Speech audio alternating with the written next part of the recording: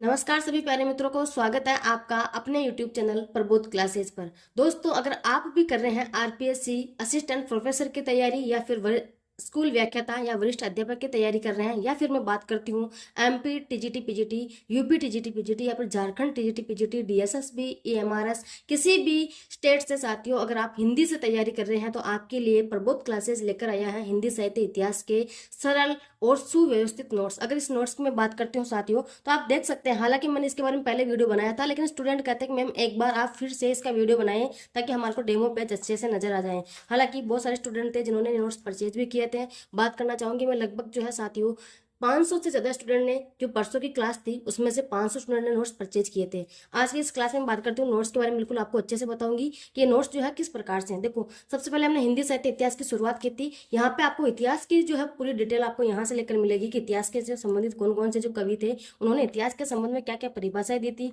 और साथियों इतिहास लेखन के जो है स्रोत क्या रहे थे, सबके बारे में हमने चर्चा की थी। ठीक है, उसके बाद अगर मैं बात करती हूँ तो आप देख सकते हैं, ये आपके यहाँ से साथियों फिर आदिकाल की शुरुआत मैंने की थी। ये आपका आदिकाल, देखो मैं आपको एक एक चीज अच्छे से दिखाऊंगी ताकि आप जो है साथियों इसको खरीदने से पहले बेझिझक होकर आराम से खरीद सके। देखो ये, और हैंड राइटिंग आप देख सकते हैं। देखो आपको, देखो सबसे अच्छी चीज क्या है इसके अंदर मैं बताती हूँ। ये आदिकाल का मैंने विभाजन किया था, इससे पहले आपके सामने ये जो है आपका हिंदी साहित्य इतिहास का जो भी है इतिहास, उसके बारे में आपको दिया गया था। ठीक है, ये आदिकाल की शुरुआत मैंने यहाँ से की थी। हर एक भाग को इस प्रकार से मैंने डिवाइड किया था। और साथियों सबसे बड़ी खासियत कि आज दिन तक आपने ऐसे नोट्स कहीं नहीं देखे होंगे, क्योंकि साथियों यहाँ पर मैंने हर कवियों को और हर रचना को उनके क्रम के अनुसार मैंने जमाया था। देखो आप देख सकते हैं, जैसे जो इंदु का समय क्या है, स्वयंभू का समय, पुष्यदंत का समय, इसी प्रकार से आपके इधर देखो सिद्ध साहित्य का समय, इधर देख सकते हैं आप, इधर सिद्ध साहित्य का समय क्या क्या जो रहा था, किस किस कवियों का क्रम के अनुसार। ये नाथ साहित्य है, ये इधर आपके जो है रासो साहित्य, रासो साहित्य आप देख सकते हैं बिल्कुल क्रम के अनुसार उनकी रचनाएं क्या क्या है। सबसे पहले मैंने फ्रंट में इस चीज को ही शो किया था ताकि पढ़ने वाले स्टूडेंट को ये पता लग जाए कि आदिकाल में है क्या, है ना। फिर देखो, फिर इसी चीज को हमने जो है साथियों एक एक को डीपली में हमने पढ़ा था। आप देख सकते हैं कथन के लिए मैंने आपको साथियों बिल्कुल कथन भी इसमें मैंने बहुत ही अच्छी तरीके से शो किए थे। और दूसरी खासियत साथियों इसकी सबसे अच्छी यह है कि जो भी पॉइंट महत्वपूर्ण है जो आपके एग्जाम में पहले आ चुके हैं साथियों, उन प्रश्नों को बिल्कुल बहुत ही अच्छी तरीके से हाईलाइट करके मोस्ट लगा के मैंने इसके अंदर जो है हाईलाइट कर रखा है। ठीक है, देखो उसके बाद आप देख सकते हो ये आपका भक्ति काल आ गया। भक्ति काल की अगर मैं बात करती हूँ, ये आपके भक्ति काल के समय सीमा वगैरह सब बिल्कुल आप देख सकते हैं। ये नैनार, ये आपके आलवार, और पढ़ने के लिए बिल्कुल इतने सरल और साधारण नोट्स है कि आप कभी हिचकिचाहट नहीं पैदा करोगे मन में कि यार हिंदी साहित्य का इतिहास हमें समझ में नहीं आता, कहाँ से पढ़े। मैं कहती हूँ आप इन नोट्स से पढ़े। विशेषता आप देख सकते हैं, एक एक विशेषता को एक एक कवियों के अनुसार। और साथियों इसकी क्लास आपको यूट्यूब पर फ्री दी गई है, बिना किसी पेड कोर्स के आपको इसकी क्लास फ्री दी गई है, बिल्कुल यूट्यूब पर देख सकते हैं। और ये आपको पंक्तियों को बिल्कुल अर्थ के अनुसार मैंने पंक्तियों को क्लास पर समझाया था। ठीक है, आप देख सकते हैं। इसके बाद आगे मैं बात करती हूँ, आप आराम से देख सकते हैं, संत दादू दयाल जी हो गए, इसके बाद देख सकते हैं। ठीक है, अब आगे हम बात करते हैं ये आपके रीतिकाल। रीतिकाल की भी हम बात करते साथ ही आपको पूरा भक्ति काल है, भक्ति काल को आप देख सकते हो। भक्ति काल को मैंने डीप इसी प्रकार से पढ़ा है जैसे आपको मैंने पूरा हिंदी साहित्य इतिहास इस प्रकार से करवा रही हूँ। देखो इसके बाद आपकी रीतिकाल, रीतिकाल भक्ति काल में आपके थोड़े से पेज इस रजिस्टर में है साथियों, थोड़े से पेज आपके इस रजिस्टर में आप जो आपका भक्ति काल है।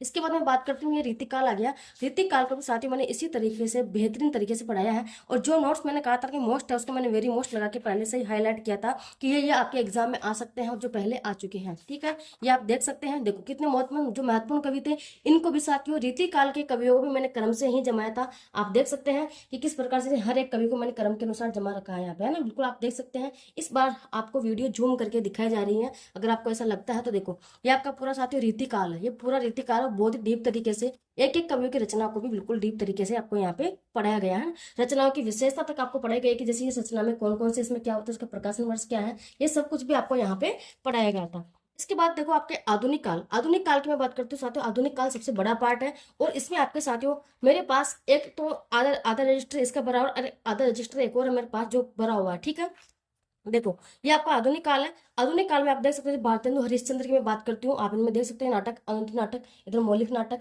इधर आपके साथियों। और अगर मैं बात करती हूँ तो ये देखो नाटक के बारे में विशेषता, और साथियों हर एक कवि को इतने प्रकार से डीप से, डीप की बात करते हुए बिल्कुल डीप से, जो लोग सोचते हैं ना कि मेरा असिस्टेंट प्रोफेसर का जो है एग्जाम क्लियर नहीं होता है, मैं कहती हूँ इन नोट्स को पढ़ने के बाद आपका हिंदी साहित्य इतिहास का जो है साथियों बिल्कुल पेपर बहुत ही अच्छा हो जाएगा, है ना। देखो ये आपके, देखो बिल्कुल आप देख सकते हैं। और राइटिंग की और आपको साथियों फैक्ट की कोई दिक्कत नहीं है। आप इस किताब में अगर मैं बात करूँ, इस नोट्स में अगर मैं बात करना चाहूँ तो देखो रामचंद्र शुक्ल जी की, एक तो आपके शुक्ल जी की, ठीक है, एक अगर मैं बात करना चाहूँ बच्चन सिंह जी की, नगेंद्र जी की और रामस्वरूप चतुर्वेदी जी की। इन 4 ऑथेंटिक बुकों का इसमें सहारा लिया गया था इसको बनाने के लिए।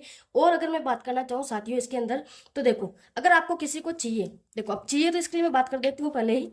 अगर किसी को साथियों ये हिंदी साहित्य इतिहास के नोट्स जिसमें आपके आदिकाल, भक्तिकाल, रीतिकाल और आधुनिक काल के नोट्स चाहिए, तो हमारे व्हाट्सअप नंबर है 7568374047। ठीक है, ये व्हाट्सअप नंबर है, आपको इस पर व्हाट्सअप पर मैसेज करना है, ना कि आपको कॉल करना है साथियों।